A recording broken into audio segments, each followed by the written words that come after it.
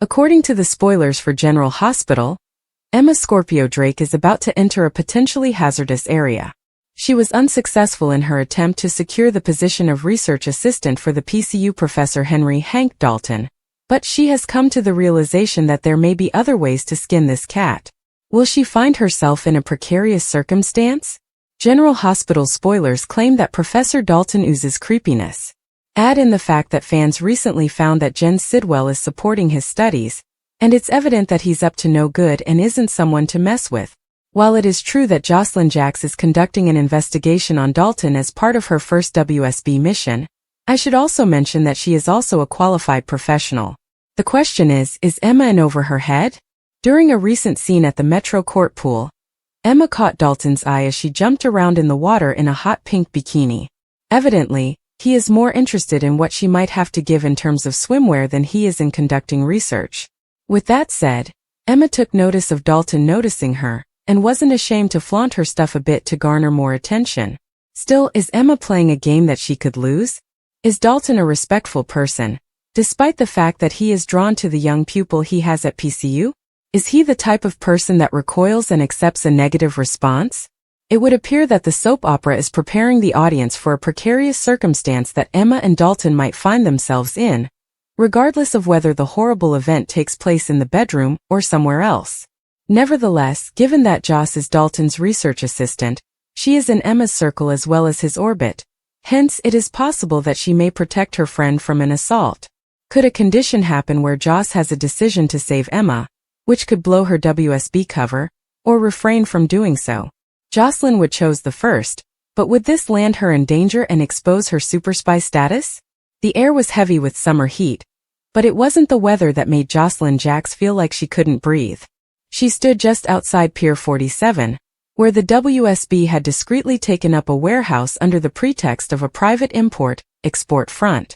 There had been whispers about it for weeks, tiny rumors coming from inside Port Charles University, and even a few offhand statements from her stepfather Sonny that didn't seem right. But none of it meant much, until Emma Scorpio Drake disappeared.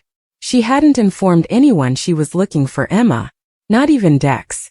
When the text had came in 2 nights ago, "If anything happens to me, tell my mom I tried to do the right thing," Joss's heart had stopped.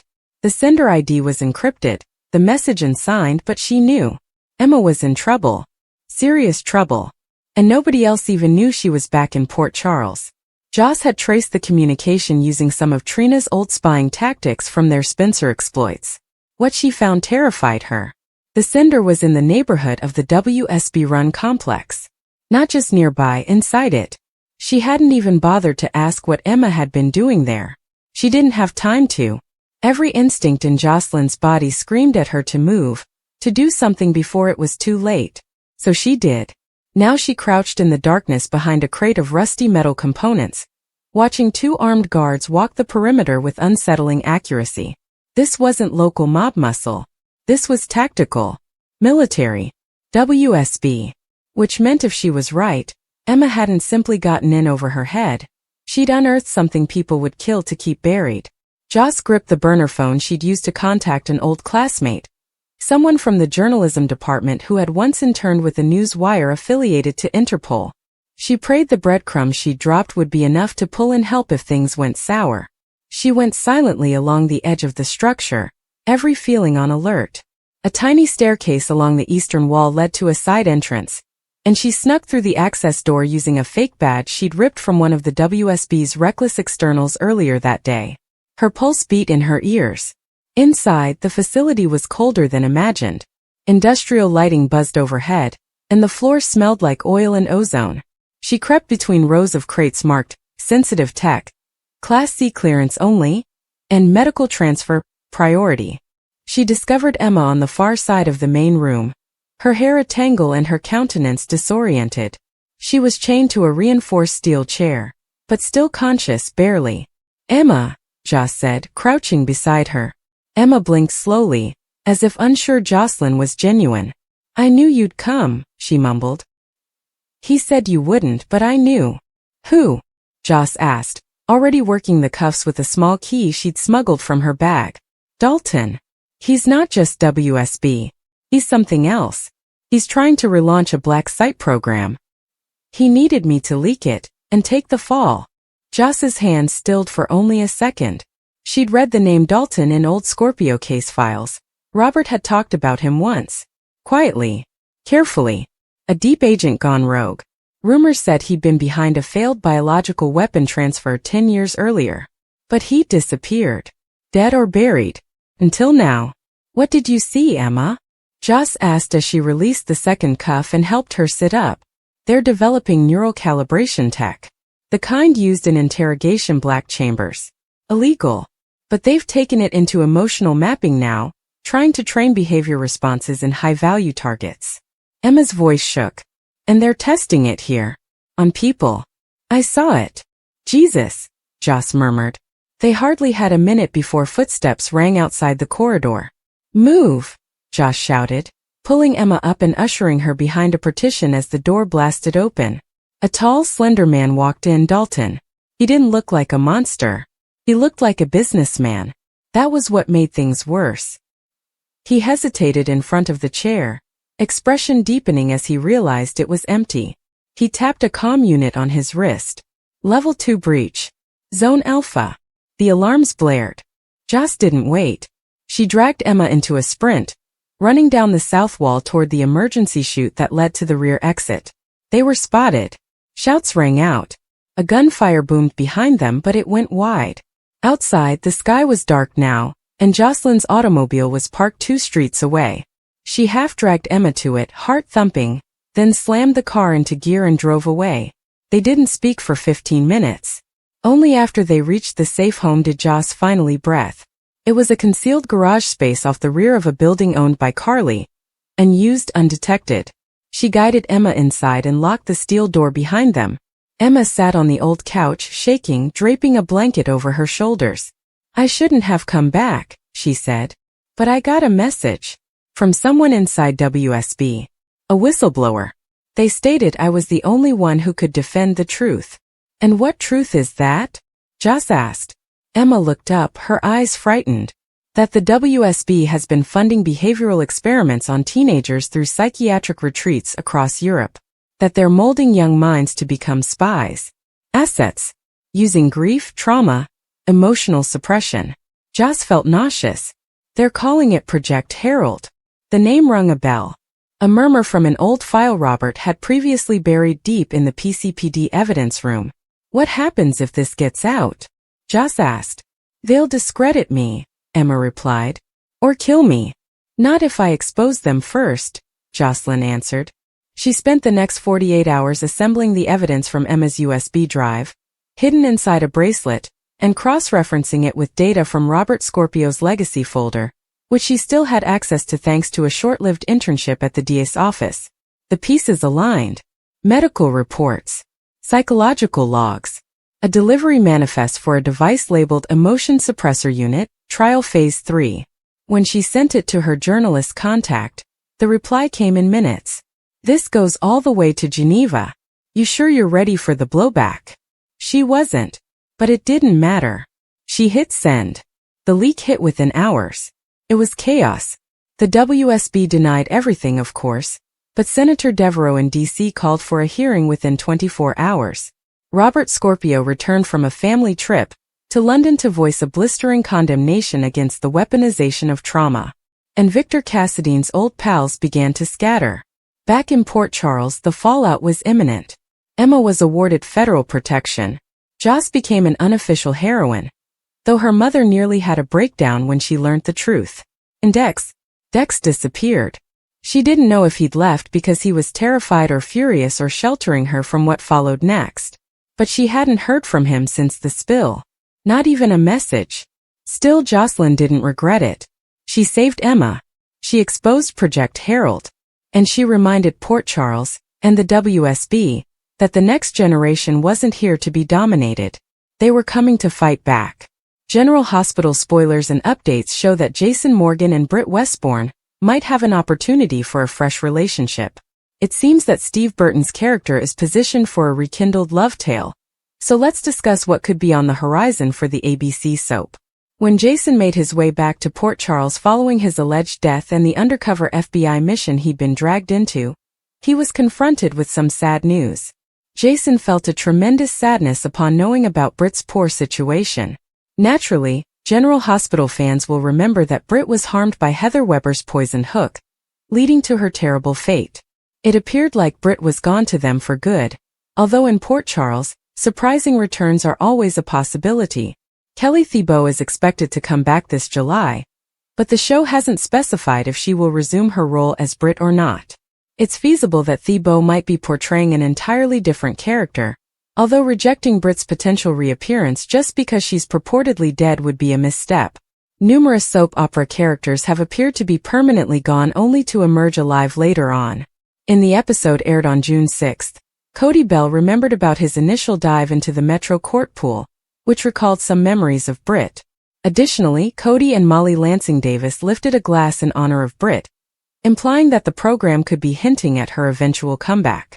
The writers of GH may uncover a means to undo Britt's awful fate, and potentially even cancel her Huntington's disease diagnosis as well.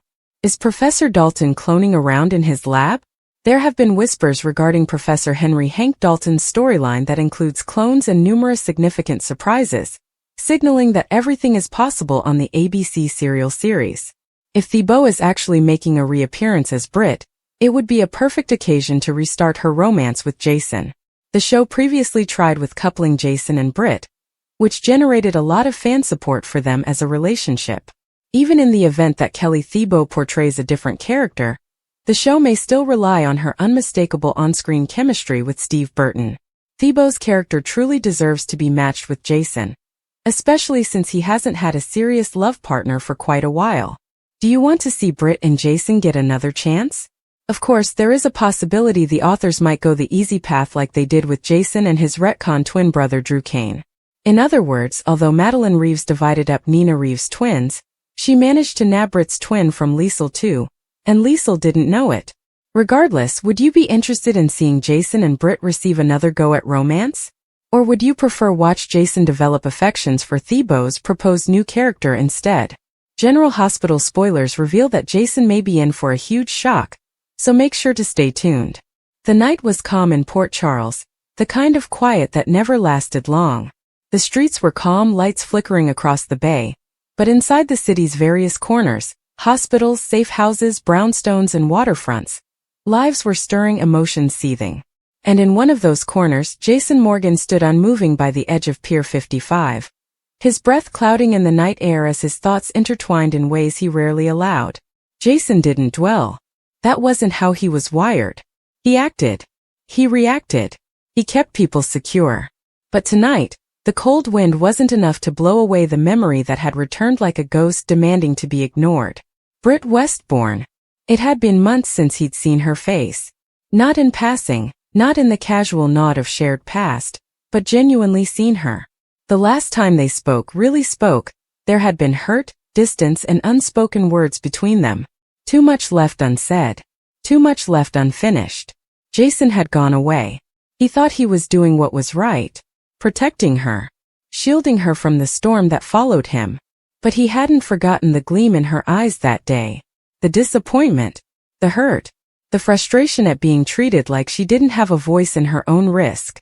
He told himself it was necessary, that Britt deserved a clean life, one without the bloodshed and danger that preceded him like a shadow. But lately he wasn't so sure anymore. Not because the threat had passed, if anything it had just escalated, but because her absence had become a continuous anguish. And maybe, just maybe, because something inside him craved more. Across town, Britt hurried briskly through the halls of General Hospital, her lab coat clinging to her shoulders, a clipboard pulled firmly to her chest. She seemed serene in control. Every move purposeful, every command confident. But inwardly she was dispersed. The clinical experiment she was managing had just hit a wall. Unexpected adverse effects in one of the test groups, and now her funding board needed answers she didn't yet have. That should have been all she was focused on. But no matter how hard she tried to bury herself in the research, her mind kept drifting to the one thing she hadn't figured out how to cure. Regret. Jason Morgan. He had departed from her life the way he always did, with quiet resolution, no drama, no mess. And yet, the mess he left behind had been hers to clean up. Her emotions. Her expectations. Her belief, brief but real, that what they shared could have turned into something enduring. She hated how much space he still took up in her imagination. She hated even more that part of her didn't want to let go. Epiphany caught her near the break room and arched a knowing brow. You look like you're trying to outrun something.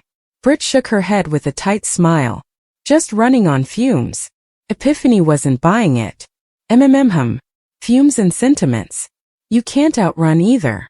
I don't have time for feelings, Britt murmured. Then why do they keep showing up? That inquiry lingered longer than it should have. After Epiphany departed, Britt stayed transfixed, staring down at her coffee like it contained some kind of solution. But it didn't. Nothing did.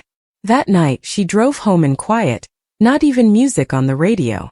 When she walked into her flat, the quiet hit her like a tsunami. No calls. No emergency. Just time. And memory. She didn't pour a drink. She didn't scroll her phone. She just stood there and let herself experience the loneliness. 2 days later, fate, or whatever power controlled the pandemonium in Port Charles, stepped in. There was a firefight on the docks. Jason wasn't caught in it, but he was near enough to reply. When he got the call, he moved fast. Backup arrived late, and Jason ended up transporting the injured enforcer himself to General Hospital. By the time he entered the emergency bay, his shirt was smeared with blood, not his own, and he was focused, calm. He delivered the details to the triage nurse, handed up the firearm for forensic hold, and turned to leave. And then she appeared. Britt. Hair somewhat unkempt, scrubs clinging to her form, eyes alert and scanning the air like a general assembling troops. Their eyes met before any of them could avoid it. Jason stopped moving. Britt's breath caught just slightly, but her face kept firm. Didn't expect to see you here. I didn't plan to be, Jason said. For a minute neither moved. I'll handle the triage, she said, more to herself than him. I already gave the nurse the rundown, Jason offered. Of course you did, she responded calmly. There it was again. That wall. Not composed of anger exactly, but distance. History. I didn't mean to cause problems, he claimed. You never do, she responded, moving past him. But she turned before she reached the patient. You okay? She asked, her voice cooler than she felt. I'm fine. Didn't look like it, she remarked, inspecting the blood. Not mine. She nodded. Of course not. Jason didn't bleed. Not on the outside. Still, something tugged at her. Before she could stop herself, she said, Wait in the hallway. I'll fetch your statement. He didn't argue. 10 minutes later, they were in the stillness of the little consulting room. The door closed behind them. Jason reclined against the far wall, arms folded. Britt scribbled a few notes on her tablet, but her hands were slower than normal. You didn't have to stay, she continued. I wanted to. Why? Because we haven't talked. She paused. You think now is the time? Jason looked at her with that quiet intensity that always made her feel like she was being viewed more than looked at. There's never a good time. She sat down slowly. That's the problem with you. You wait for the storm to pass before you say anything. But your life is the storm. Jason didn't answer. He couldn't argue. I tried to move on, Britt said. And maybe I did. For a while. But then I'd see something, hear something. And there you were again. Like a scar that never fades. I never meant to hurt you. But you did. He stepped closer. I thought I was protecting you.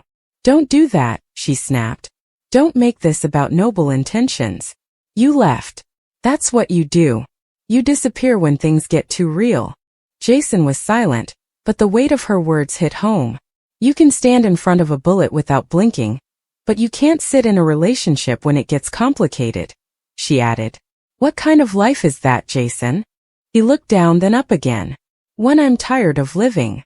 That astonished her. I'm not saying I can change everything, he remarked. I can't walk away from who I am. But I keep thinking about you. And I detest how we ended. Britt's heart thudded in her chest. You say you're tired, she whispered quietly. So am I. Tired of being someone's second choice. Tired of being left behind as someone runs off to save the world. You were never second, he continued. Then prove it.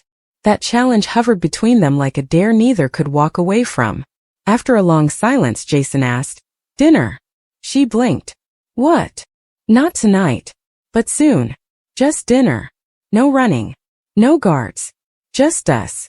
Britt almost said no. Almost told him he was too late. But something in his voice made her hesitate. There was vulnerability there. And regret. So she nodded. "Dinner," she said. Over the next few days, both found themselves prepared for something they didn't know how to define. Jason organized protection around his movements so he could disappear from sight for an evening. Britt cleared her schedule and told herself it wasn't a date, even though it was. They met at a quiet cafe outside of town, a place neither had ever gone. Jason donned a black jacket, no gun showing. Britt wore a modest black dress and minimal makeup, like she wanted to be seen for exactly who she was. They didn't talk about the past, not immediately away. General Hospital spoilers indicate the daytime drama just published its preview video for the week of June 9th to 13th, and there are some interesting glimpses into the drama fans should expect over the following 5 days. A clip is shown during this week's chit-chat of Cody Bell and Christina Corinthos Davis's at the Metro Court pool together as Christina asks Cody, "How would you like to make some money?"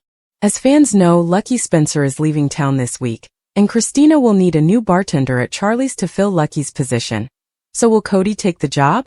Cody entering Christina's orbit on this level might present an interesting dynamic. After all, Lucky's absence leaves a vacuum in Christina's Ava Jerome and Rick Lansing car crash and blackmail narrative. With no co-conspirator to vent to, will Christina be able to cope? Enter Cody as Lucky's replacement. Cody entering the situation will likely stir the pot in many ways, as he's also got a burgeoning affair with Christina's sister, Molly Lansing Davis.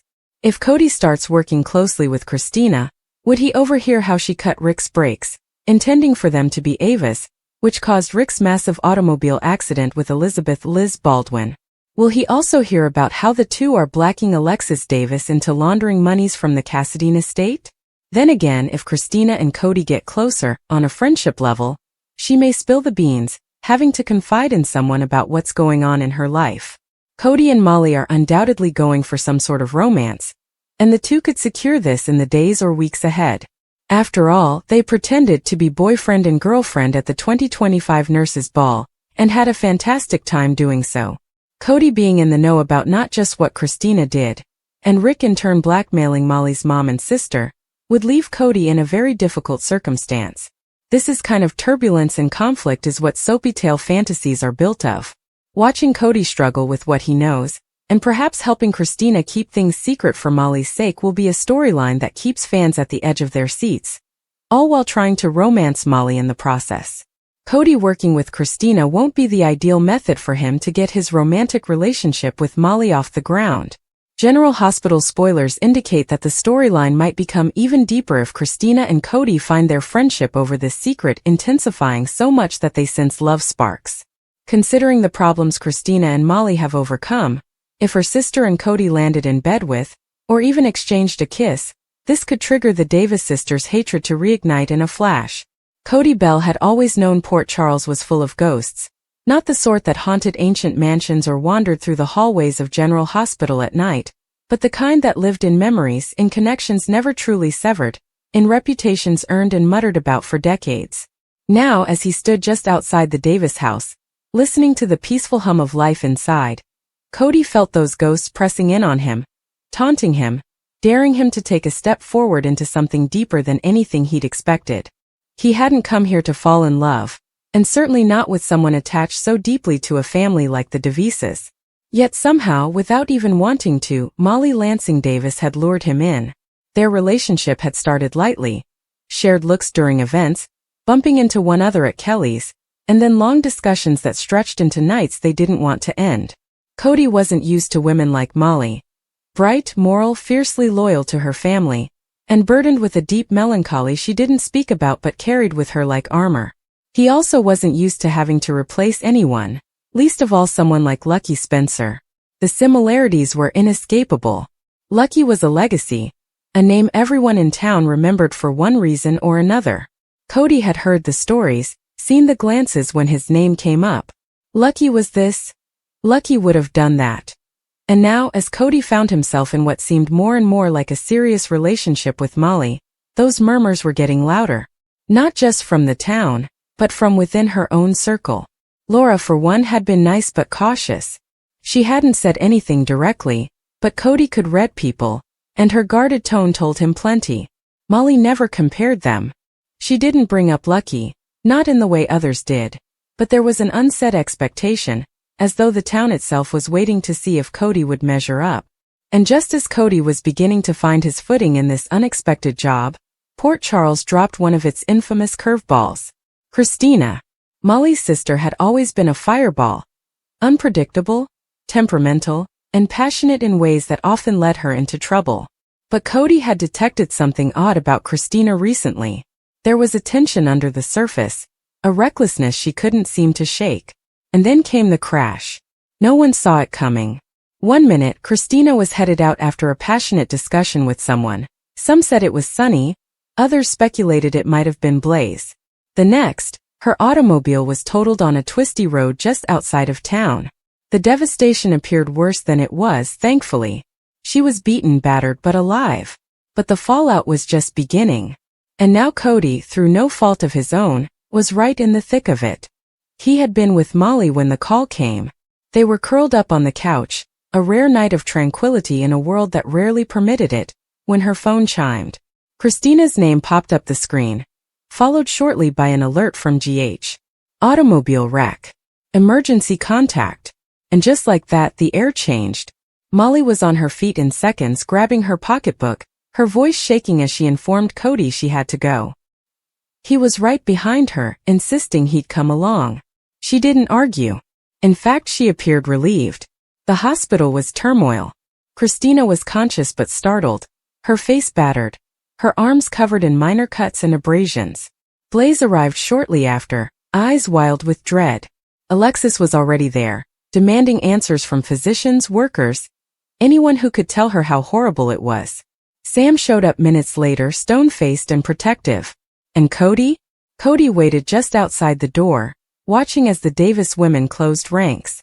He felt like an outsider, a role he knew well. But then Molly turned, eyes latching on his, and in that moment, he wasn't on the outside at all. She stretched for his hand, and he stepped into the storm with her. Over the next 3 days, everything changed. Christina's condition improved, but the mystery surrounding the tragedy intensified. She said it was just an accident. She swerved to escape an animal, lost control, end of story. But something didn't add up. Sam didn't buy it. Alexis didn't either. And neither did Blaze, whose concern grew progressively into mistrust. The tension in the Davis household was electric. Molly tried to play peacemaker, but it was evident she was being pulled in too many places. Her concern for Christina was real, but her frustration was mounting. Christina wouldn't talk about what transpired before the crash. She refused to open up, and every time the matter came up, she got defensive. That defensiveness started leaking into every discourse.